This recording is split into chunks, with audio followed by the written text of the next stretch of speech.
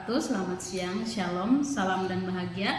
Kami calon guru penggerak Angkatan 11 dari Kabupaten Sorong Selatan, Provinsi Papua Barat Daya akan melakukan demonstrasi kontekstual modul 2.3 yaitu coaching dalam supervisi akademik yang terdiri dari pengamat, coach dan coaching. Bersama kami, saya sendiri Tuti Susilawati, rekan saya Martinus Paingan, juga Firmianus Molas-Mola. Selamat menyaksikan.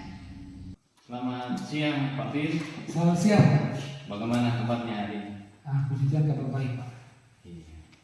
Saya ingin membicarakan rencana coaching yang akan Bapak lakukan terhadap satu rekan kita di sekolah Pak.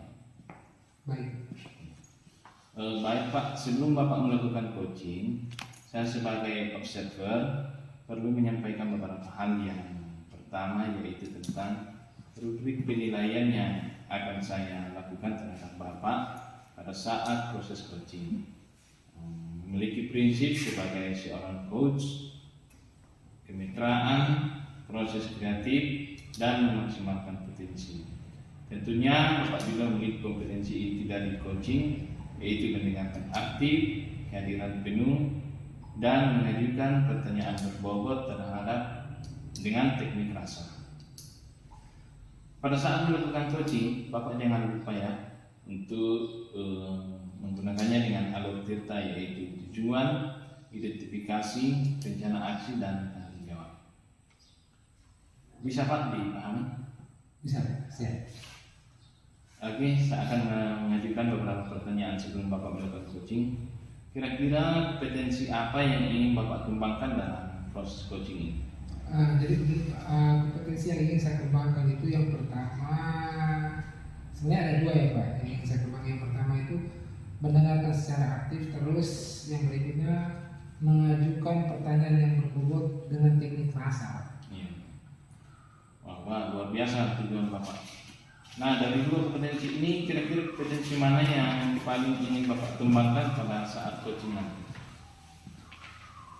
Yang ingin saya kembangkan ya Pak. Jadi kompetensi yang secara spesifik yang ingin saya kembangkan itu yang pertama itu saya ingin mendengarkan secara aktif. Nah, saya ingin mendengarkan secara aktif biar saya bisa lebih fokus Pak, menggali potensi-potensi dari seorang coach atau ibu guru yang nantinya saya coaching Pak. Jadi saya akan setelah saya mendengarkan secara baik, saya bisa mendapatkan solusi dari permasalahan-permasalahannya. Seperti begitu. Ya, karena proses mendengarkan aktif itu sangat efektif untuk kita menggali potensi terhadap coaching. Lalu pertanyaan terakhir ini Pak, apa indikator pencapaian yang ingin Bapak tuju pada proses coaching nanti? Nah, jadi begini Pak, indikator pencapaian yang ingin saya tuju itu yaitu saya bisa menerapkan alur tirta secara runtuh Pak, secara berurutan, dan berikutnya saya juga dapat menggali potensi atau ide dari coach, sehingga coach dapat menemukan solusi dari permasalahan yang ia hadapi saat ini Pak. Kurang lebihnya seperti itu Pak. Baik Pak, semoga Bapak dapat menerapkan alur tirta dengan baik dan dapat membantu coach menemukan solusi dari permasalahannya. Mungkin cukup dialog kita pada siang ini. Semoga dapat membantu proses coaching berjalan dengan lancar. Oke baik Pak, terima kasih Pak. Oke, selamat siang Ibu Tuti. Selamat siang Pak Fir. Apa kabar Ibu Tuti? Alhamdulillah sehat Pak Fir. Terima kasih Pak Fir sudah bersedia datang pada siang hari ini mendengarkan saya bercerita sedikit keluh kesah saya Pak Fir. Oke, siap Ibu Tuti. Jadi kira-kira kita akan ngobrol apa nih kira-kira? Saya ingin membicarakan atau menceritakan tentang keresahan saya tentang kurangnya rasa percaya diri saya Pak Fir. Oke baik Bu. Kita akan ngobrol tentang Ibu Tuti yang masih kurang percaya diri gitu ya. Oke, kita akan ngobrol atau berdialog mungkin tidak lama ya Bu, sekitar mungkin 10 sampai 15 menit ke depan. Jadi apa yang menjadi tujuan yang ingin Ibu Tuti capai pada dialog kita kali ini? Saya ingin mendapatkan solusi dari rasa ketidakpercayaan diri saya pada saat saya berada di atau berbicara di depan umum begitu Pak. Oke baik Bu. Jadi sebenarnya apa yang menjadi tujuan akhir Ibu Tuti? Yang ingin menjadi tujuan akhir saya adalah nantinya saya dapat percaya diri pada saat melakukan presentasi ataupun berdialog ataupun berbicara di depan umum. Seperti saya seorang guru, mungkin saya akan banyak atau akan sedikit banyaknya sering berhadapan dengan orang tua siswa pada saat rapat dewan guru ataupun rapat orang tua siswa seperti itu, Pak. Oke. Nah, jadi menurut Ibu Tuti sebenarnya apa yang membuat Ibu Tuti mengalami kesulitan sehingga Ibu Tuti itu kurang percaya diri? Begini Pak, jadi sejujurnya saya ini punya mungkin istilahnya demam panggung begitu ya Pak ya. Jadi pada saat saya mulai memegang mic dan melihat audiens di depan saya itu tiba-tiba keringat dingin Pak. Jadi akhirnya kalimat atau kata yang saya keluarkan jadi terbata-bata dan belibet. Akhirnya ya itu saya mungkin karena saya grogi dan tidak percaya diri mengakibatkan saya seperti itu Pak. Oke Bu. Jadi begitu ya kendalanya kira-kira ya. Oke. Lalu bagaimana Ibu menghadapi situasi tersebut? Ibu mengatasi ketika Ibu mengalami masalah tersebut, bagaimana Ibu mengatasinya? Sejujurnya sampai saat ini saya juga belum dapat solusi atau tips yang bisa mengatasi rasa grogi atau demam panggung saya itu Pak. Mungkin dengan adanya dialog kita siang hari ini bisa memunculkan solusi dari permasalahan saya tersebut. Oke, baik. Jadi kita sudah ngobrol-ngobrol tadi. Jadi selanjutnya kayaknya kita harus merancang suatu rencana aksi. Ibu coba kita coba rancang satu rencana aksi. Coba Ibu bicara secara jujur saja. Apa yang Ibu ingin rencanakan, Ibu sampaikan saja ke saya. Gambarannya bagaimana yang ingin Ibu capai ke depannya gitu.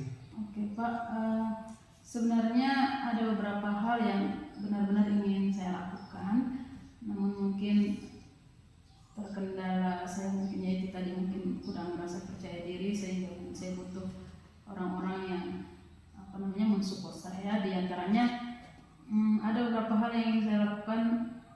Itu saya sudah lihat-lihat di mencoba mencari informasi di internet tentang bagaimana mengatasi rasa ketidakpercayaan diri pada saat di depan umum. Misalnya kita harus mengenali audiens, di mana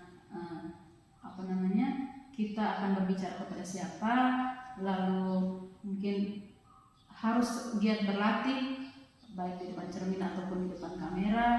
Mungkin bahasa tubuh saya yang saya harus perbaiki juga pada saat di depan audiens. Lalu saya juga harus mempersiapkan materi-materi yang menarik dan dapat dipahami oleh audiens. Begitu Pak. Oke. Jadi menurut saya yang Ibu rencanakan tadi itu sudah sangat luar biasa. Saya yakin Ibu Tuti bisa melaksanakan ke depannya. Jadi rencana yang Ibu Tuti sudah rancang itu sudah sangat bagus. Terus apa yang menjadi prioritas dari rencana-rencana yang Ibu sudah rencanakan tadi? Yang menjadi prioritas utama yang Ibu ingin lakukan itu apa? Kan dari sekian banyak rencana kan pasti ya kita menargetkan satu lah. Jadi apa prioritas utama yang Ibu ingin lakukan dari itu?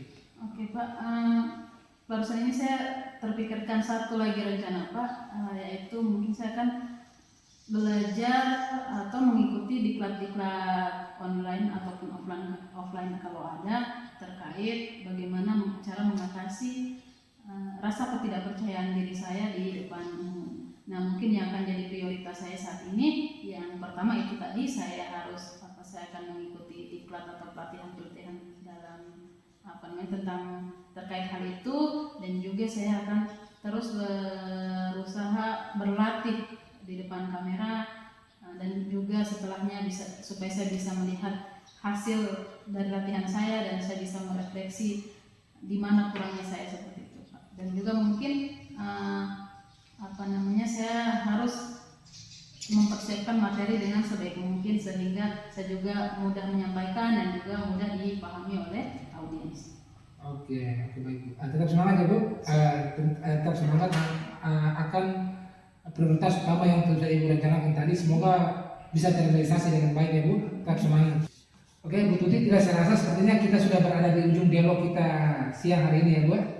Jadi yang ingin saya tanyakan di tahap akhir ini dari percakapan kita kali ini yaitu tentang terkait tanggung jawab Bu. Apa yang menjadi komitmen Ibu Tuti terhadap rencana yang sudah Ibu Tuti rencanakan gitu? Oke, saya akan tentang komitmen ya Pak. Saya mungkin akan saya akan berkomitmen tentang semua rencana yang sudah saya lakukan. Yang tadi saya mungkin harus memperbaiki sikap saya atau bahasa tubuh saya di depan audiens. Saya akan melakukan atau membuat materi semenarik mungkin sehingga dapat dipahami oleh audiens saya. Lalu saya juga berlatih, terus berlatih, rajin berlatih depan kamera. Saya juga melakukan mengikuti diklat-diklat online ataupun offline terkait hal tersebut Pak. Oke, baik. Komitmen yang sangat luar biasa Ibu tetap harus dipertahankan ya Bos. Oke. Lalu pihak mana yang Ibu Tuti ingin ajak untuk membantu Ibu Tuti menjaga komitmen yang sudah Ibu Tuti buat gitu? Oke, pihak-pihak mana saja mungkin menurut saya bisa mendukung saya atau menguatkan saya pada saat melakukan aksi dan menjaga komitmen itu, terutama ya dari diri saya sendiri terutama, lalu mungkin pimpinan saya, begitu juga dengan rekan-rekan sejawat saya dan teman-teman dekat saya. Mungkin dengan begitu mereka, kalau mungkin teman dekat bisa tidak sungkan untuk memberikan kritik dan saran seperti itu Pak. Juga saya juga mungkin akan mencari mentor dalam hal ini, mungkin baik bisa dari kepala sekolah sendiri yang sudah berpengalaman ataupun mungkin senior-senior saya dan juga mungkin rekan saya yang memang sudah berkecimpung di dunia